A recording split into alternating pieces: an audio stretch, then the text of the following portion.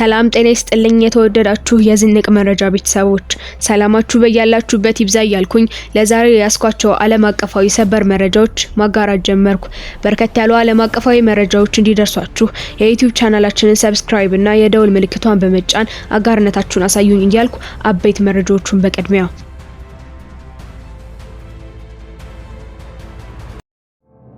ቴህራን በእስራኤልና በኢራን ግጭት ለተጎዱ ከፍተኛ አዛዦችና ሳይንቲስቶች ታሪካዊ የቀብር ስነ ስርዓት አካሄደች። ቀዳሚው መረጃችን ነው። የትራምፕ አስተዳደር ለኢራን 30 ቢሊዮን ዶላር ለድርድር አቀረበ። የ30 ቢሊዮን ያቀረበላት ኒውክሌሩን ለኃይል ምንጭ እንድትጠቀመው በማሰብ መሆኑ ታውቋል። በኬንያ በመንግስት ላይ በተደረገ ተቃውሞ የሟቾች ቁጥር 16 መድረሱ ተዘግቧል። ዝርዝሩን የምናቀርበው ይሆናል። ትራምፕ ጋዛን የተኩስ አቁም በሚቀጥለው ሳምንት ሊሆን ይችላል ብለዋል። ነገር ግን ምንም ዝርዝር መግለጫ አልሰጡም። የተባበሩት መንግስታት ዋና ጸሐፊ አንቶኒዮ ጉተሬዝ የዲሞክራቲክ ሪፐብሊክ ኮንጎና የሩዋንዳ የሰላም ስምምነት በደስታ ተቀብለዋል። የእስራኤል ወታደሮች ያልታጠቁ የጋዛ እርዳታ ፈላጊዎች መግደላቸው ተሰምቷል። ቴህራን በእስራኤልና በኢራን ግጭት ለተገደሉ ከፍተኛ አዛዦች እና ሳይንቲስቶች ታሪካዊ የቀብር ስነ ስርዓት አካሄደች። ኢራን ከእስራኤል ጋር ለ12 ቀናት በዘለቀው ጦርነት የተገደሉት የጦር አዛዦችና የኒውክሌር ሳይንቲስቶችን ጨምሮ 60 ለሚሆኑ ሰዎች የክብር አሸኛኘት አደረገች። የኢራን መንግስታዊ የቴሌቪዥን ጣቢያ ከሰዓታት በፊት እንደዘገበው ጥቁር ልብስ ለብሰው የኢራን ባንዲራ ሲያውለበልቡ ከሚያሳዩ ምስሎች ታጅቦ ሰማዕታትን የክብር የቀብር ስነ ስርዓት መፈጸማቸው አስታውቋል።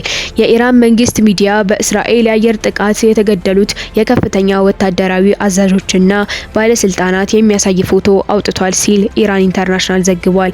የተገደሉት አዛዦች መካከል የኢራን ጦር ኃይሎች ጠቅላይ ኢታማዦር ሹም መሐመድ ባጋሪ፣ ኢስላማዊ አብዮታዊ ጥበቃ ጓድ ዋና አዛዥ ሆሴን ሳላሚ እና ኤሮስፔስ ኃይል አዛዥ አሚር አሊ ሐጂዛዴህ ይገኙበታል። ቴህራን በእስራኤልና በኢራን ግጭት በተገደሉ ከፍተኛ አዛዦችና ሳይንቲስቶች የኤንሄላብ ወደ አዛዴ አደባባይ በተደረገው ሰልፍ የከፈሉትን መስዋዕትነት በማክበር ታሪካዊ መንግስታዊ የቀብር ስነ ስርዓት አካሄደች። በእስራኤልና በኢራን መካከል ከነበረው የ12 ቀን ግጭት በኋላ ቴህራን በጦርነቱ ወቅት የተገደሉትን የከፍተኛ የጦር አዛዦችና የኒውክሌር ሳይንቲስቶችን ጨምሮ ወደ 60 ለሚጠጉ ግለሰቦች ታሪካዊ የቀብር ስነ ስርዓት አድርጋለች። ዝግጅቱን ተከትሎ የቀብር ስነ ስርዓት በ11 ኪሎ ሜትር ርቀት ላይ ወደሚገኘው አዛዴ አደባባይ ተከናውኗል። የቴህራን ኢስላማዊ ልማት ማስተባበሪያ ምክር ቤት ኃላፊ የሆኑት ሞህሰን ማህሙዲ በቴሌቪዥን በተደረገ ቃለ ምልልስ ላይ እዚያ አጭር ስነ ስርዓት ተካሂዶ ከዚያም የሰማዕታቱ ሰልፍ ወደ አዛዴ አደባባይ ሄደዋል ብለዋል። አክሎም ቅዳሜ ሰኔ 28 ለኢራን እስልምናና ለአብዮቱ ታሪካዊ ቀን እንደሚሆን ተናግረዋል። የትራምፕ አስተዳደር ለኢራን 30 ቢሊዮን ዶላር ለድርድር አቀረበ። የ30 ቢሊዮን ያቀረበላት ኒውክሌሩን ለኃይል ምንጭ እንድትጠቀመው በማሰብ መሆኑ ታውቋል። የትራምፕ አስተዳደር በቅርብ ቀናት ውስጥ ለኢራን ኢኮኖሚያዊ ማበረታቻ ለሚሆን እና የዩራኒየም ማበልጸጊያ ለማስቆም በቢሊዮኖች የሚቆጠር ዶላር እንደሚበጅት ውይይቱን የሚያስታውቅ 3 ምንጮች ገለጹ። እስከ 30 ቢሊዮን ዶላር በሚደርሰው ግምታዊ ፕሮፖዛል ኢራን የሲቪል ኒውክሌር መርሃ ግብር እንድትገነባ ያስችላታል። ይህ የድርድር ሀሳብ ፕሬዝዳንት ትራምፕ ፖሊሲው ላይ ትልቅ ለውጥ ማሳደሩን ያመለክታል። 2018 በፕሬዝዳንት ኦባማ አስተዳደር ዘመን አሜሪካን ከኢራን ጋር ከገባችው የኒውክሌር ስምምነት በመውጣት ማዕቀቡን እፎይታ የሚሰጥ ሲሆን በአንጻሩ ደግሞ የኢራን ገዥ አካል አስከፊ ተግባራትን እንዳይቀጥል የገንዘብ ዋስትና የሚሰጥ መሆኑ ተዘግቧል። ይሁን እንጂ የቀረበው የመንግስት ድጋፍ በዩኤስ እና በኢራን መካከል ለሚደረገው ማንኛውም ድርድር ምን ያክል ወደፊት እንደሚራመድ ግልጽ አይደለም። ባለፈው አርብ ትራምፕ ዩናይትድ ስቴትስ በኢራን ኒውክሌር ቦታዎች ላይ ጥቃት ከሰነዘረች በኋላ ወደ ገሃነም ተቀላቅላለች ማለታቸው የሚታወስ ሲሆን በኢራን የተጣሉት ማንኛውም ማዕቀብ እፎይታ እንደሚሰጧት ገልጸው ነበር። የኢራን ጠቅላይ መሪ የሆኑት አያቶላህ አሊ ካሜኒ ከእስራኤል ጋር በተደረገው ጦርነት ድል እንዳደረጉ ያወጁ ሲሆን አያይዘውም አሜሪካ በኒውክሌር ጣቢያዎቻቸው ላይ የፈጸመችው ጥቃት ዝቅ አድርገው ተናግረዋል። ተናግረዋል። ካሜኒ ሐሙስ ዕለት አንድ የኢራን መንግስታዊ ቴሌቪዥን በተቀረጸ ንግግር ላይ ኢስላሚክ ሪፐብሊክ እንደ ሁልጊዜው ድል አድራጊ ነበር፣ ከዛም አልፎ በአሜሪካ ፊት ላይ ተመጣጣኝ የእጅ ጥፊ አቅምሷል ሲሉ አክለውም ይህን እርምጃ ወደፊት ሊደገም ይችላል ብለዋል። ነገር ግን በኋላ አርብ ዕለት ትራምፕ ኢራናውያን አሁንም ከሱ ጋር ለመገናኘት ፍላጎት እንዳላቸው በማሳወቅ የማዕቀብ እፎይታ ለመስጠት በውይይት ላይ መሆኑ ተነግሯል። ኬንያ በመንግስት ላይ በተደረገ ተቃውሞ የሟቾች ቁጥር 16 መድረሱ ተዘግቧል። በኬንያ ረቡዕ በተካሄደው ጸረ መንግስት ተቃውሞ የሞቱት ሰዎች 16 መድረሱን የሀገሪቱ መንግስት የሚደግፈው የሰብአዊ መብት ኮሚሽን አስታወቀ። በኬንያ ከሚገኙ 47 አውራጃዎች በ23ቱ የተቃውሞ ሰልፎች ተካሂደዋል። ዜጎች የፖሊስ ጥቃት እንዲቆምና አመራር እንዲሻሻል ጠይቀዋል። በሺዎች የሚቆጠሩ ወጣት ተቃዋሚዎች ወደ ጎዳና ወጥተዋል። አንዳንዶቹም በፖሊስ ጣቢያዎችን አቃጥለዋል፣ ንብረት አውድመዋል። የተቃውሞ ሰልፈኞቹ መጀመሪያ ላይ የፖሊስን ጭካኔ በማውገዝ ድምጻቸውን ያሰሙ ሲሆን በመቀጠል በፍጥነት ፕሬዝዳንት ዊሊያም ሩቶ ከስልጣን እንዲወርዱ ወደሚል ጥሪ ተቀይሯል። በቅርቡ አንድ ታዋቂ ጦማሪ በእስር ላይ በነበረበት ወቅት መሞቱ የተገለጸ ሲሆን ለተፈጸመው ጥቃት ፍትህን የጠየቁ ወጣቶች ላይ ፖሊስ ጥይት በመተኮሱ የህዝብ ቁጣ የበለጠ አባብሶታል። በዋና ከተማዋ ናይሮቢ በተፈጠረው አለመረጋጋት ሱቆች ተዘርፈዋል እና በርካታ ህንጻዎች ተጎድተዋል። የሀገር ውስጥ ጉዳይ ሚኒስቴር ኪምፕቹምፓ ሙርኮመን የተጎዱ አካባቢዎችን ሐሙስ ዕለት በጎበኙበት ወቅት ፖሊስ ዘራፊዎቹን ለመያዝ የመንገድ ላይ ካሜራዎችን ለመረጃነት እንደሚጠቀም ገልጿል። ሙርኮመን ፖሊሶች ተገቢውን እርምጃ እንደሚወስዱ በመግለጽ የፖሊስን ምላሽ ተከላክለዋል። መፈንቅለ መንግስት አስቆመዋል። አንድም መኮንን ከመጠን ያለፈ ነገር አላደረገም። ፖሊስ የጦር መሳሪያ እንዳሻንጉሊት አይዝም። ይህ በእንዲህ እንዳለ ናይሮቢ ከተማ ነዋሪ የሆነ አንድ ግለሰብ የንግድ ሱቅ እንደነበረው ገልጾ ከባድ ኪሳራ እንደደረሰባቸው አስረድቷል። በተጨማሪም አንድ የስልክ ሻጭ ሱቋ ተዘርፎ ከተቃጠለ በኋላ 800,000 የኬንያ ሽሊንግ ወይም ደግሞ $6,000 የሚገመት ንብረት እንዳወደመባት ተናግራለች። ለመንግስት አካላት ደህንነት ሲባል ረቡዕ ዕለት ፖሊሶች የፕሬዝዳንቱን ቢሮና ፓርላማ በምላጭ ሽቦ ማጠር ቁልፍ መንገዳቸው እና ህንጻዎችን ዘግተዋል።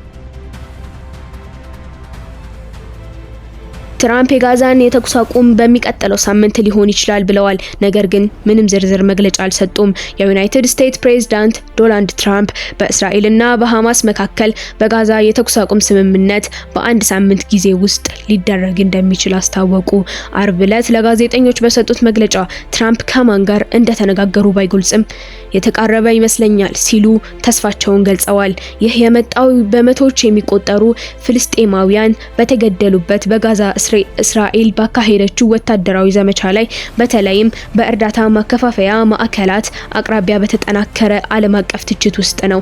የእስራኤል ኃይሎች ያልታጠቁና የተራቡ ሰላማዊ ዜጎች ላይ እንዲተኩሱ ታዘዋል በማለት የሚወነጅሉ ዘገባዎች ታይተዋል። ውንጀላው የእስራኤል አመራር ቢክድም በብዙ ምስክሮችና በሃሬትስ ዘገባ ተረጋግጧል።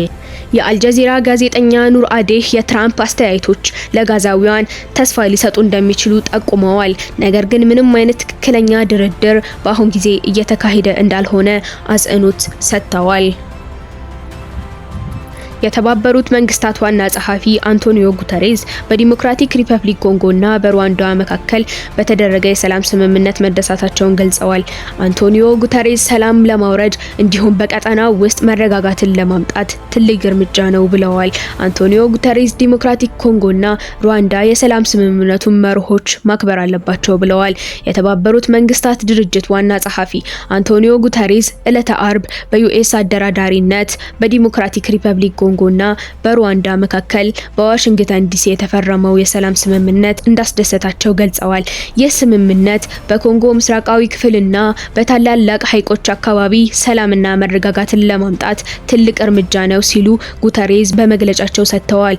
አያይዘውም ሁለቱም ወገኖች በሰላም ስምምነቱና በጸጥታው ምክር ቤት ውሳኔ መሰረት ጦርነቱን ማቆምና ሌሎች የተስማሙበትን እርምጃዎች ጨምሮ የገቡትን ቃል ሙሉ በሙሉ እንዲያከብሩ ጠይቀዋል። የዲሞክራቲክ ሪፐብሊክ ኮንጎ የሰላም ማክበር ተልዕኮውን ጨምሮ የተባበሩት መንግስታት ድርጅት ከአፍሪካ ህብረት ከአህጉራዊ እና ከዓለም አቀፍ አጋሮች ጋር በአቅርቦት በመቀናጀት የስምምነቱን ተግባራዊነት ለመደገፍ ሙሉ በሙሉ ቁርጠኛ ነው ሲሉ ጉተሬዝ አጽንኦት ሰጥተዋል። የተባበሩት መንግስታት ድርጅት በግጭቱ ከ7.8 ሚሊዮን በላይ ሰዎች መፈናቀላቸውን የገለጸ ሲሆን ከአሜሪካ ውጭ ጉዳይ ሚኒስቴር ማርኮ ሩቢዮ ጋር ባደረጉት ስነ ስርዓት የሁለቱ አፍሪካ ሀገራት የውጭ ጉዳይ ሚኒስቴሮች ለ10 ዓመታት የዘለቀውን አስከፊ ግጭት ለማስቆም ሲሉ የነበረውን ስምምነት ተፈራርመዋል። የእስራኤል ወታደሮች ያልታጠቁ የጋዛ እርዳታ ፈላጊዎችን መግደላቸው ተሰምቷል። የእስራኤል ጦር በጋዛ ሰብአዊ እርዳታ በሚቀበሉ ፍልስጤማውያን ላይ በአዛዦቻቸው ቀጥተኛ ትዕዛዝ ተኩስ ከፍተዋል ሲል ሃሬትስ የተሰኘው የእስራኤል ጋዜጣ ዘግቧል። አርብ የታተመው ዘገባው ከምግብ ማከፋፈያ ቦታዎች አጠገብ ባሉ ሰላማዊ ሰዎች ላይ እንዲተኩሱ ታዘዋል ሲሉ ወታደሮች የሰጡት ምስክርነት ጠቅሷል።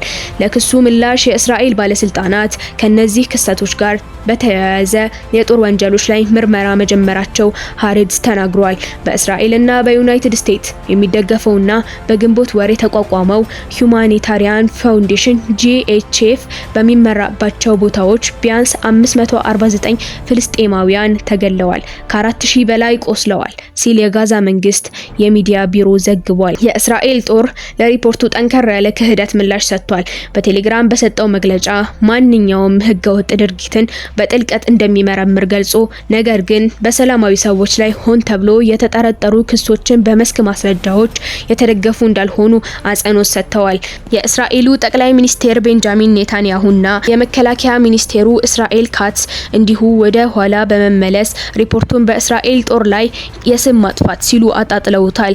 የመከላከያ ሰራዊት በሲቪል መካከል የሚሸሸውን አሸባሪ ጠላት ኢላማ በማድረግ እጅግ በጣም ከባድ በሆኑ ሁኔታዎች ውስጥ ይሰራል ሲሉ የጋራ መግለጫቸው ተነቧል። ወታደሮቻችን በሲቪል ላይ ጉዳት እንዳያደርሱ በግልጽ መምሪያ ተሰጥቷቸዋል፣ እናም እነዚህን ትዕዛዞች ይከተላሉ በማለት አስተባብለዋል። ለዛሬ ያስኳቸው መረጃዎች እነዚህ ነበሩ። በቀጣይ እስከምንገናኝ ቸር ሰንብቱ።